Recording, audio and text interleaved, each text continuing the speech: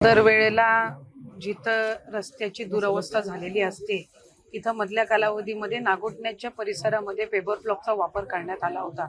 मी त्यावेळेला तिथं बैठकीमध्ये मुद्दा मांडलेला की पेपर ब्लॉक हे नॅशनल हायवेच्या किंवा स्टेट हायवेच्या रस्त्यासाठी तिथे टिकणारे नसतात। त्याचं कारण असं की तिथं जाणारी वाहतूक पेपर ब्लॉक आपण अंतर्गत गावामध्ये लावत असतो, तिथं पायी लोक जात असतात, टू व्हीलर जात असतात, पण जिथं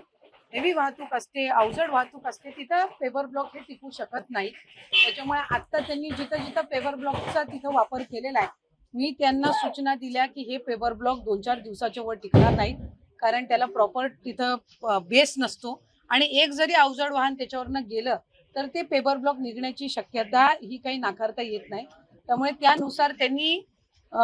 त्या रस्त्यामध्ये पेपर ब्लॉक वापरण्यापेक्षा म्हणजे तिथं जिथं जिथं खड्डे आहेत ते बुजवण्यासाठी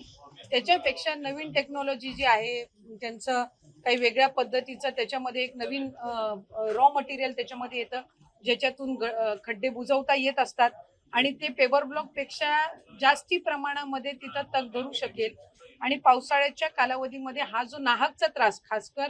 नागोठण्याचा जो परिसर आहे तो असेल, सुकेळीच्या थोडा अलीकडचा असेल, कोलाडच्या इथला खाली झालेला रस्ता असेल, इथल्या ज्या परिसरामध्ये आहे तर तिथं साधारणपणे पेपर ब्लॉकचा वापर न करता त्यांनी ह्या नवीन मटेरियलचा वापर करून ते खड्डे बुजवण्यात यावे, जेणेकरून ते जास्ती प्रमाणामध्ये तिथं टिकू शकतील आणि वाहतूक ही त्या पट्ट्यातली जी खड्ड्याच्या रस्त्यामुळे तिथं त्रास नाहकचा नागरिकांना सगळ्यांनाच होतोय तो त्या ठिकाणी थांबला पाहिजे, या दृष्टिकोनातून त्यांनी ते काम करावं।